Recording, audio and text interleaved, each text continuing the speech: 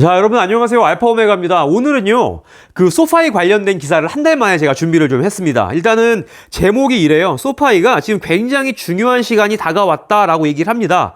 그래서 서머리를 보면 이제 5월 10일 날 얘네들이 1분기 실적 발표를 할 거예요. 그런데 이 사람이 예상을 하기로는 전년 동기 대비 263% 매출이 올랐을 것 같다. 굉장히 매출이 많이 올랐다라고 얘기를 하고 있습니다. 하지만 지금 이거는 좋았지만 약간 조금 리스크가 있다라고 얘기를 합니다. 굉장히 심각한 리스크가 있다고 하는데 제가 한 달 전에 이런 말씀을 드렸습니다. 소파이 지금 사지 말자라는 글을 제가 소개를 해드렸는데 그 이유가 이제 하나가 있었죠. 왜냐하면 여기 보시면 political reason이에요. 이게 political reason이 뭐였냐면, 자, 여기 보겠습니다. 지금 여기 보면 지금 폴리티컬 여기 리즌이 있는데, 리스크가 있는데 정치적인 이유가 있습니다. 왜냐면요, 5월 달에 이 바이든 행정부가 이 학자금 대출을 또다시 한번 연기를 해주게 되면 그만큼 소파이에선 돈을 받을 수가 없으니까 그게 상당 부분 매출에 영향을 미칠 것이기 때문에 이게 커다란 영향이 있을 것이다. 그리고 지금 바이든에 대한 중간 선거가 11월 정도에 있습니다. 그래서 지금 바이든이 미국에서 지지율이 떨어지고 있기 때문에 이것 때문이라도 바이든이 이 학자금 대출을 유예시킬 수도 있다라고 제가 이렇게 말씀을 좀 드렸었어요. 그래서 지금 여기 글이 이렇게 나온 거고요. 여기 그냥 보시면, 자, 이제 5월 10일 날 지금 이 소파이가 2022년도 1분기 이제 실적 발표를 할 텐데, 이런 모든 투자자들이 얘네들의 지금 1분기 실적을 기다리고 있다라고 이제 얘기를 하고 있습니다. 그래서 지금 이렇게 미국에서 금리를 올린 것이 얘네들의 매출에 얼마나 많은 어떤 영향을 미쳤을지 지금 굉장히 사람들이 궁금해하고 있고, 그 다음에 이런 학자금 대출을 해준 것이 어떤 영향을 이제 어떻게 결과가 나올지 궁금해하고 있다라고 얘기를 합니다. 그리고 또 하나가 있죠. 그 다음에 이제 소파이를 이용하는 이런 멤버 수, 구독자 수가 얼마나, 여기 구독자라고 말씀드렸지만 어쨌든 구독자라기보다도 소파이를 이용하는 이용자 수겠죠. 그 사람들의 그 수가 어떻게 변했을 것이냐. 그 다음에 마지막으로 이 매니지먼트, 그러니까 이런 경영진이 2분기의 가이던스를 어떻게 예상을 할 것이냐라고 지금 사람들이 굉장히 기대를 하고 있다. 이게 어떻게 나오고 가이던스를 어떻게 줄 것이냐에 따라서 지금 소파이가 여기서 좀 멈출 것인지 아니면 더 하락을 할 것인지 약간 좀 그렇게 지금 생각을 하시면 좋을 것 같아요. 자, 그래서 지금 코어 퍼포먼스에 대해서 한번 얘기를 해보겠다라고 합니다. 그래서 보면 2019년에 보면요, 2019년에서 딱 2021년도 4분기까지 왔을 때 얘네들이 지금 매출이 335%가 올랐었다라고 이제 얘기를 하고 있습니다. 그래서 이런 수치는 굉장히 칭찬할 만하고 굉장히 부러운 수치다라고 이제 얘기를 하고 있습니다. 그런데 우리가 지금 경기가 안 좋죠, 미국이. 그래서 리세션 타임이 오면서 불황기가 오면서 지금 이렇게 우리 다시 이런 것들을 좀 평가를 해봐야 된다라고 얘기를 하고 있습니다. 그러면서 이 소파이가 이런 breakneck rate, 그러니까 breakneck rate면요, 이런 게 금리 인상에도 불구하고 계속 성장을 할 것인지, 그다음에 뭐 운영적인 면 아니면 재정적인 면에서 어떻게 좀 바뀔 것인지를 우리가 다시 평가를 해봐야 된다라고 지금 얘기를 하고 있어요. 그래서 지금 두 가지 매트릭스를 지금 이 사람이 얘기를 합니다. 그래서 첫 번째는요, 멤버 수예요. 멤버 수가 굉장히 이제 중요하겠죠. 그러면서 이 비즈니스 퀀트 글을 쓴 이 투자 회사에서 얘기를 봤더니요, 지금 past 12 쿼터죠. 그러니까 12쿼터 동안 지금 391%의 그런 그 멤버 수가 늘었다라고 얘기를 하고 있습니다. 그래서 여기 보시면요, 지금 2019년부터 2021년도까지 이게 멤버예요. 그러니까 소파이를 이용하는 이용자 수가 이렇게 굉장히 쭉 늘어나고 있다라고 얘기를 하는 거죠. 이건 굉장히 좀 좋은 거죠. 소파이를 인베스터들이 봤을 때 굉장히 좋은 측면이다라고 보시면 좋을 것 같고,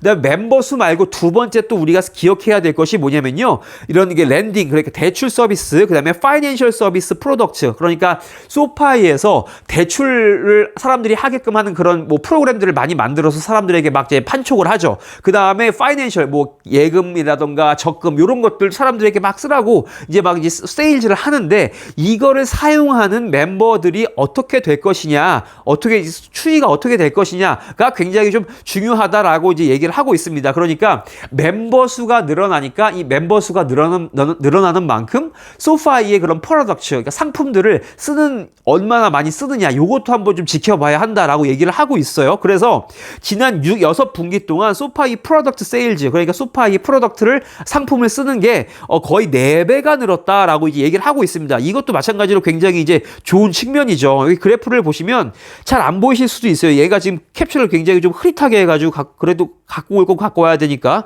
여기 보면 뭐 인베스트, 머니터리, 홈론, 크레딧 카드 이런 거 있죠. 그러니까 이게 뭐냐면 머니 하면 뭐 예금일 것이고 뭐 인베스트면 뭐 주식 투자, 뭐 암호화폐 투자 이런 거, 그 다음에 홈론 이거 가계 대출일 것이고 크레딧 카드는 이제 말 그대로 신용카드 요건데 결과적으로 이런 것들을 다 합쳤을 때도 이렇게 쭉 올라가고 있었다. 그러니까 프로덕트를 쓰는, 소파이를 쓰는 사람들이 굉장히 많아졌다라고 얘기를 하죠. 결과적으로 이거를 또 많이 쓰게 되면 당연히 소파이의 매출이 올라갈 수밖에 없다라고 좀 이해를 하시면 좋을 것 같아요. 그래서 지금 여기 그래프에서 보셨다시피 이 소파이를 이용하는 고객들이 많아지고 있다. 그리고 또 고객이 많아지는 만큼 이 소파이에서 만들어낸 프로덕트를 쓰는 게 굉장히 또 증가를 하고 있다. 결과적으로 이 두 가지 측면은 좋다라고 이제 요약을 할 수가 있을 것 같아요. 그래서 이제 이상적으로 이제 이 사람이 뭐라고 얘기하냐면요. 소파이가 지금 고객 커스터머 베이스도 올라가고 있죠. 고객 수도 늘어나니까. 그다음에 뭐 new financial products, 그냥 금융 상품도 이제 증가하기 때문에 결과적으로 이제 사람들이 소파이에 들어와서 뭐 나는 예금만 하나 들어왔는데 여기서 뭐 투자도 해볼까? 아니면 대출도 받아볼까? 여러 가지 상품들을 쓸 수가 있겠죠. 이론적으로 생각했을 때 그런 게 이제 바로 크로스셀링인데 이런 기회가 굉장히 상당 부분 열려 있다라고 이제 얘기를 하는 겁니다. 그러면서 소파이의 그런 매출이 앞으로 프로덕트 세일, 그러니까 금융 판매 그런 걸 판매를 하면서 약간 뭐 매출이 올라갈 것이다. 미래에 이렇게 얘기를 이제 이 사람은 얘기를 하고 있습니다. 그리고 지금 최근에 이제 미국에서 금리를 올리고 있죠. 금리를 오르면 금리가 올라가니까 이게 지금 소파이를 이용하는 이 고객으로 하여금 다시 리파이낸스를 하게 한다. 그러니까 이거 무슨 말이냐면 지금 뭐랄까요? 뭐랄까 그 소파이에서 제공하는 상품 중에 금리가 낮은 거를 뭐 새로 들어간다거나 새로 이렇게 적금을 붓는다거나 그런 걸 또 이용을 한 사람들이 할 수가 있겠죠. 다시 그 개개인들의 그런 금융을 다시 이제 사람들이 이제 조정을 하는 그런 과정에서 소파이를 다시 한번 소파이에 있는 금융 상품을 이용을 할 수가 있다라고 얘기를 하는 거죠. 그래서 적어도 이론상으로는 지금 이런 게 프로덕트 볼륨 그로우스, 그러니까 금융 상품을 이용하는 숫자가 올라갈 것이다라고 또 얘기를 하고 있는 겁니다. 자, 그래서 여기 지금 보면 지금 페더럴 스튜던트 론 모라토리엄 익스텐션이 있죠. 그러니까 학자금 대출을 지금 계속 정부가 지원을 해주고 있죠. 그것 때문에 지금 여기 보시면 뭐랄까요? 컴퍼니 프로덕트 세일즈 여기 잠깐만요. 그러니까 지금 바이든 정부가 계속 그 학자금 대출을 계속 연장을 해주죠. 그런데 이거 연장해주는 거 말고 탕감을 해준다는 뉴스도 있었습니다. 그래서 지금 저는 개인적으로 만약에 미국 정부에서 이 빚을 정부가 다 갚아준다면 혹시 소파이에 다시 매출이 다시 들어오는 게 아닌가, 그러니까 정부가 소파이에 돈을 대신 내주는 게 아닌가라고 생각을 했었는데 혹시 요거에 대해서 알고 계시는 분은 좀 댓글로 저한테 좀 알려주시면 좀 저한테 큰 도움이 될 것 같습니다. 그래서 어쨌든 학자금 대출에서 는 지금 소파이가 마이너스예요. 그런데 그 나머지 분야 2개, 그러니까 다른 대출들 아니면 뭐 그런 것들은 이제 플러스가 나기 때문에 얘네들이 바로 이제 상쇄를 해서 결과적으로 좀 약간 실적은 약간 좀 뭐 이렇게 그렇게 올라가지도 않고 그렇게 내려가지도 않는 그렇게 좀 평평한 수치를 좀 보여줄 것 같다라고 이제 얘기를 하고 있습니다. 자, 그래서 이 지금 파이낸셜을 좀 추적을 해보자라고 얘기를 하고 있죠. 그래서 지금 우리 모두 알다시피 소파이에 총 크게 3가지의 세그멘트가 있습니다. 여기 3 세그멘트라고 써있죠. 첫 번째가 대출, 두 번째가 파이낸셜 서비스. 이 파이낸셜 서비스는 뭐냐면 뭐 예금, 적금 그런 거 얘기하는 거예요. 뭐냐면 투자 이런 거. 세 번째가 이제 테크놀로지 플랫폼입니다. 세 번째가 이제 그 갈릴레오를 이용해서 약간 그런 뭐 금융 사업을 하기 위해서 그 플랫폼을 이제 약간 만들어주는, 인터넷으로 이렇게 사업을 할 수 있게 만들어주는 갈릴레오를 가지고 있기 때문에 요거에 대해서 또 매출이 나오고 있죠. 그래서 총 이렇게 크게 3가지 세그멘트가 있는데 일단 첫 번째 74%를 지금 차지하고 있는 게 바로 이 학생 대출입니다. 여기 보시면요, 대출 중에 여기 지금 파이낸셜 서비스, 랜딩 있죠. 그 다음에 뭐 테크놀로지 플랫폼이 있는데 가장 많이 지금 차지를 하고 있는 바로 76%까지 가량 차지를 하고 있는 게 바로 이 랜딩 대출 프로그램 대출이다. 그런데 지금 미국 정부가 이거를 계속 막고 있기 때문에 매출이 안 나고 있다. 이렇게 이해를 하시면 좋을 것 같습니다. 그만큼 좀 소파의 가장 큰 부분을 차지하고 있는 게 바로 이 랜딩인데 이게 가장 크게 좀 안 좋은 영향을 미치고 있다라고 보시면 좋을 것 같아요. 그래서 지금 이 사람이 예상하기를요, 학생 대출이 있죠. 학생 대출이 이제 1분기에는 굉장히 좀 계속 지연될 것 같다라고 얘기를 합니다. 그러면서 소파이의 이런 학자금, 그러니까 대출 쪽 그 세그멘트는 뭐 플랫하거나, 아니 평평하거나 아니면 좀 덜 나올 수도 있다라고 이제 마이너스 쪽을 이제 좀 부정적으로 예상을 하고 있는 거예요.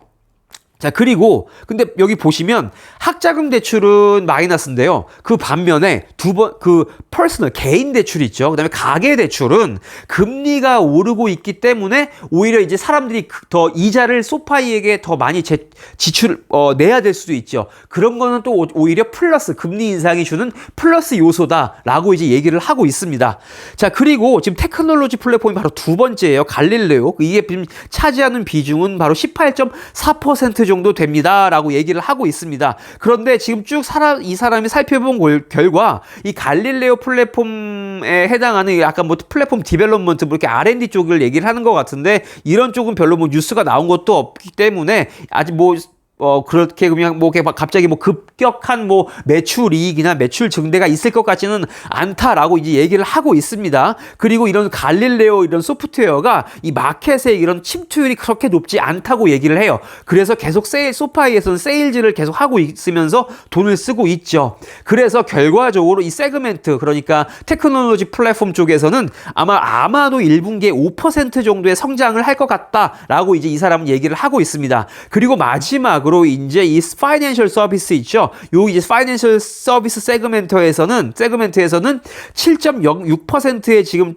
매출을 차지를 하고 있습니다. 그러니까 100% 중에 학생 대출, 가계 대출이 76%, 그다음이 이제 파이낸셜 플랫폼, 그다음에 세 번째가 이 파이낸셜 서비스인데 이게 가장 작은 부분이에요. 그런데 이게 가장 작다고 해서 우리가 지금 무시를 하면 안 된다라고 얘기를 합니다. 왜냐하면 이게 지금 레스트 쿼터까지 이제 마지막 분기까지 연속적으로 74%의 매출이 계속 꾸준히 올라왔던 게 바로 이 파이낸셜 서비스 세그멘트이다라고 얘기를 합니다. 그래서 이 세 가지 세그멘트 중에 가장 빠르게 지금 성장하고 있는 게 이 파이낸셜 세그멘트이기 때문에 이게 지금 7.6%밖에 안 된다고 해서 가볍게 볼 건 아니다라고 얘기를 하고 있습니다.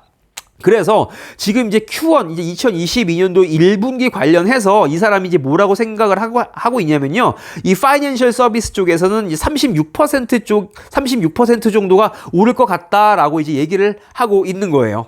자, 그래서 이제 정리를 좀 해보겠습니다. 그래서 지금 일단은 우리가 이 5월 10일 날 소파이에서 이제 경영진이 발표를 할 때 관심 깊게 봐야 하는 게 이 사람들이 이 경영진이 2022년도 2분기를 어떻게 지금 내다보고 있느냐, 이거 어떻게 지금 굉장히 좀 중요하다라고 하는 거고, 그 다음에 혹시라도 이 경영진이 아웃룩, 이 전망을 좀 약간 템퍼링 하면은 만약에 좀 약간 성장을 우리가 예상했던 것보다 좀 성장이 둔화한다라고 얘기를 하게 되면 당연히 지금 시장이 굉장히 좀 민감하기 때문에 주가가 더 하락을 할 수밖에 없다라고 얘기를 지금 이제 주의를 하자라고 얘기를 하는 겁니다.